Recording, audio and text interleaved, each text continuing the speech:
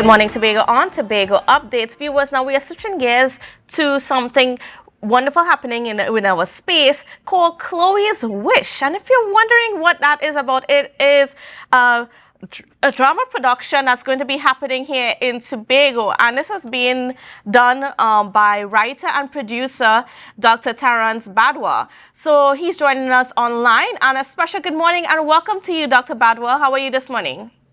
Thank you very much for having me on your show. Thank you. I'm fine. Looking forward to come to Tobago next week. All But right, this great. Now, first of all, tell us about Chloe's Wish. What is this about? What is this production about? What can people expect? well, it was a film that came about the COVID pandemic. It's as a result of the problems that people experienced during the pandemic and in the aftermath of the pandemic. Uh, we decided to bring about a movie that highlighted some of the problems that we had, the social problems we had in the Caribbean, would have been different from the developed world.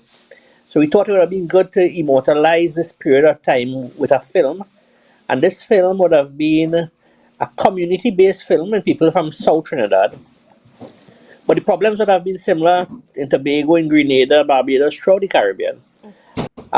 The film is about a young girl, Chloe, who is 12 years old, who promised her grandmother last Christmas that when she's no longer around, she would continue the Christmas tradition. Now, it's not a Christmas movie, it just happened to be around Christmas time. So comes into it briefly, but it's really a show about Chloe trying to fulfill her grandmother's wish. Her grandmother unfortunately died from COVID, and the pension that they got home to survive was no longer there.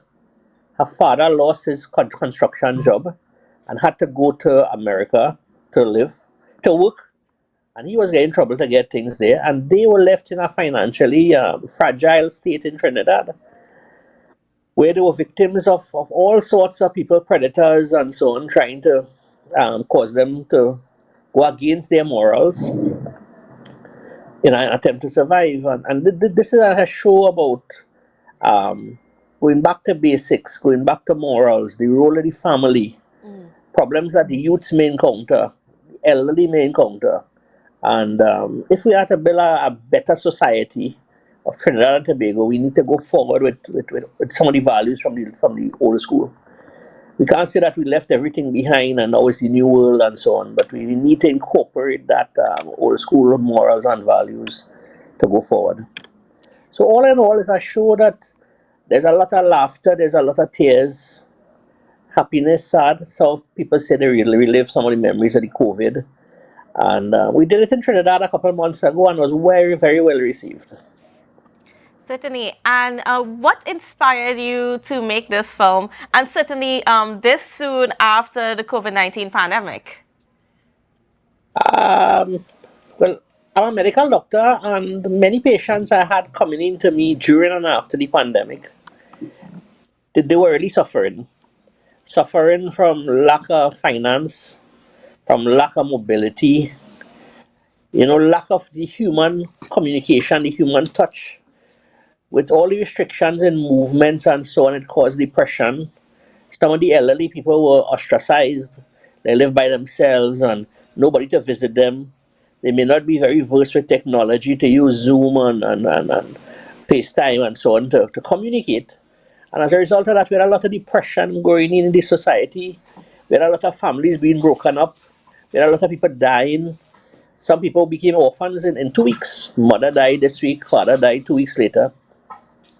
So it brought a lot of unhappiness. And I thought that maybe if we waited 10 years after, we would not have encapsulated the true gist of what that time would have really been like. Sometimes when we look at history from a later perspective, it is never as bad as it really was. So I think the best time would have been to get that during the period of time when it was happening and immediately after. So you can get the fresh values, the fresh experiences of the persons involved. And then what was the experience like in making the production?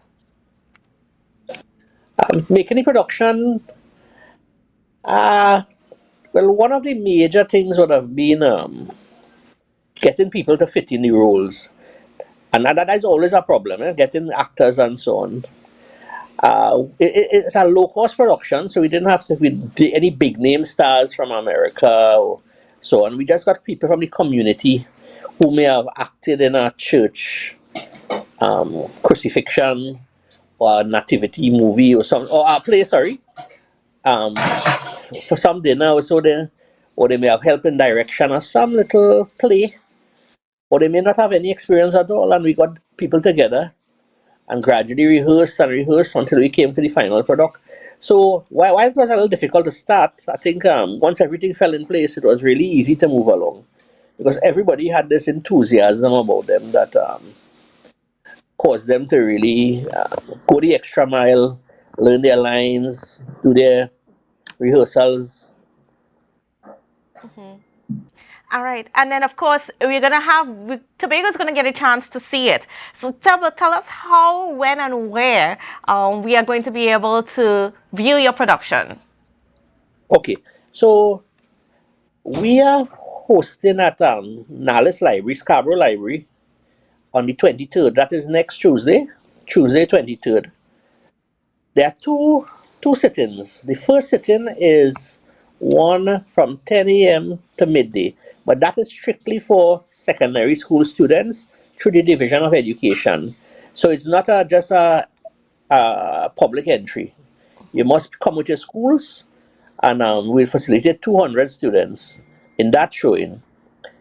At 5 p.m. on Tuesday 23rd to 7, we'd have the adult show where we'd the same Scarborough Library, we'd show that for a contribution of $100. Now we are not into profits and so on, so we are sharing with two NGOs from Tobago.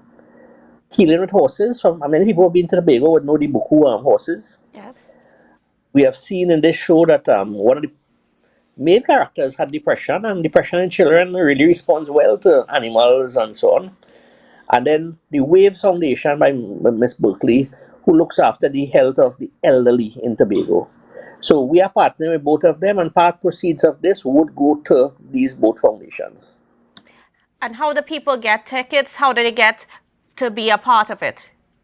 At present, we have tickets at Mitford gas station in Bonaccord.